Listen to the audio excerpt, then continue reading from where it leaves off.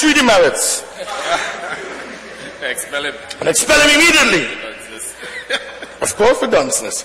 Madam Speaker, a few days ago, Prime Minister Winston Baldwin Spencer, he told the New York Times, and I'm going to quote it, he told the New York Times, Antigua leader vows cooperation with U.S. investigation of its banks. And I quote, we are prepared to cooperate fully with the Americans in probing this whole affair. End of quote. He added that the scandal has serious implications for the offshore banking sector.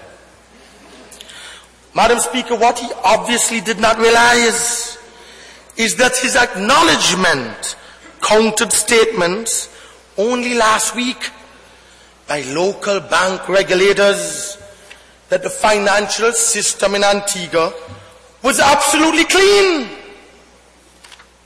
Do you know that, Mr. Prime Minister? Do you know that your local bank regulators said that the financial system in Antigua was absolutely clean? But does that sound to you, Madam Speaker, like a government that has its head on and knows what it's doing? Come on. We are being told, Madam Speaker, that this UPP government is concerned that Antigua's economy, which is already hurting from a downturn in the global financial meltdown, could suffer further from a financial breakdown. But you see, Madam Speaker, the truth of the matter, Madam Speaker, could you ask the member to keep quiet? Honourable Member for Rural North, please do not interrupt the member speaking. Thank you. Thank you, Madam Speaker. Because it's only a vendetta. It's a vendetta against Stanford. The UPP seems to be forgetting that the United States mission is not to help you. It's to close down the entire offshore industry, the entire offshore banking operations, not just in Antigua, but in the world. Do you understand that? Do you understand what is being sought here by the United States government? Oh, of course, but they know. They know it, you know. They understand, Comrade Leader, but they don't want to accept. Honourable Member, you're speaking to me. Pardon me? You're supposed to be speaking to me. Sorry, Madam Speaker. Yes, that's right.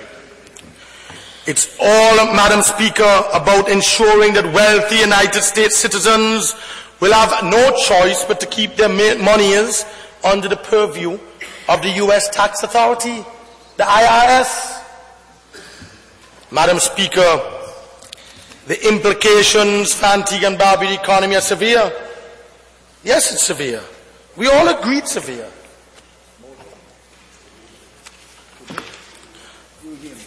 But as usual, Madam Speaker,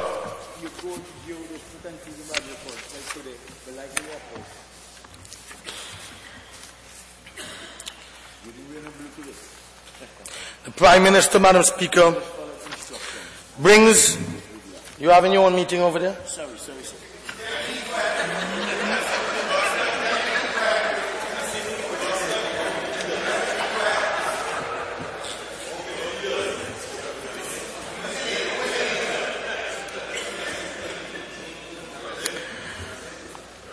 The implications, Madam Speaker, are severe.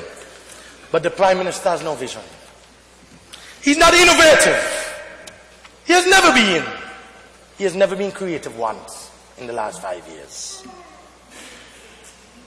He cannot be creative in thinking to table what he's tabling today in the public interest. It's all about pettiness. It's all about vendetta. And that's all he's capable of, Madam Speaker.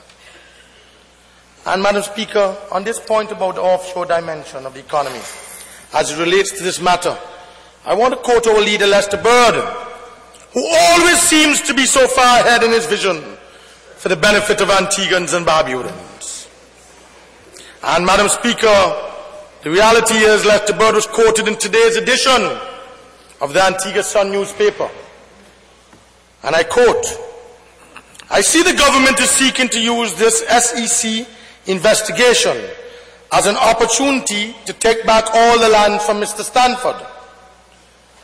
I want to be sure that in the process of doing that, they don't throw out the baby with the bathwater. He continues to tell you what it means. He continues, Mr. Prime Minister, to tell you what it means. And I quote, "The SEC is totally opposed to the offshore financial services offered by the country, and in that vein would do anything to bring it to the ground. Would do anything to bring it to the ground." He continues, Lester Bird, today in Antigua, son. And I quote, "I have not slept, I've done my homework. Burning the midnight oil, this is one of the most important days in the history of this country." And I quote, Antigua Sun today, "In this case, there must be some presumption of innocence. And just because allegations are made," you ask what that means, Mr. Prime Minister, now you're not listening.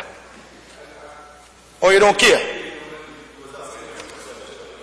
The presumption of innocence. Madam Speaker, because allegations are made, the jurisdiction of Antigua and Barbuda should not be entered into willy-nilly, nor should we allow arbitrary, untimely, and unjustified carving up of the assets of an investor who, by the way, even if he committed fraud at the end of the day, due process has to take place. He's also a citizen of Antigua and Barbuda. Yeah. He's a citizen of Antigua and Barbuda. He's also, have you revoked his Antigua passport? Have you tried? They can't revoke his citizenship? Nothing is in passport. Pardon me? Not a millennium. I know it's not a millennium, but I don't know if they can. You can? Yeah, but you have to commit a big crime. Treason. But Mr. AG, through you, Madam Speaker, it's an Antiguan citizen you're dealing with still. You and the Prime Minister orchestrate this whole thing with Stanford. The whole thing with Stanford is all orchestrated. Honorable member. And leak information to the SEC. Honorable member. Honorable member, that is improper. Improper? And if I have substantiated evidence to substantiate it? It is improper. You want me to give the evidence? No, I want you to take it back. You want me to give the evidence? I want you to take it back. Honorable member, I want you to take it back. What do you want me to take back? You are imputing improper motives. But tell me exactly what you want me to take back. What? I'm not going to repeat it. Well, I don't know what you want me to take back. You have to tell me which part of my presentation you want me to take back. Show me where I went wrong. Honorable member, let's not play games. I don't know what you want me to take back. You just made an allegation, just made a charge against the Attorney General and the Prime Minister. Yes. You accuse him of collusion. Remember? Of course. And I stand by that. I would like you to take it back. Why you want to take it back? Because you're imputing improper motives. But how you know I don't have evidence to substantiate it? But let me produce it then. So can I do it? Yes. Yeah. Let me have a copy.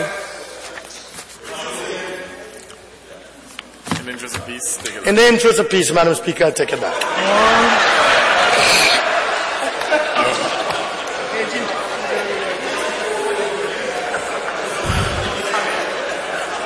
Honorable member? I take it back. Honorable member, you have said that this is a most serious matter, and you are making it into a comedy. Honorable member, you listening to me? If I'm listening to you, I'm Yes. listening to you, but I don't listen to you with my eyes. You know how many times I'm speaking, you're not even looking at me? Honorable You're looking at member. them? Yes, I heard you. You said I'm Yes. making it into a comedy. I will continue to deal with the matter at hand, which is very serious. In the I already serious took it manner back. that he deserves. I already took it back. Thank you. Right. Your biasness is, I tell you. The party's objective, Madam Speaker. Honorable member, I heard that too.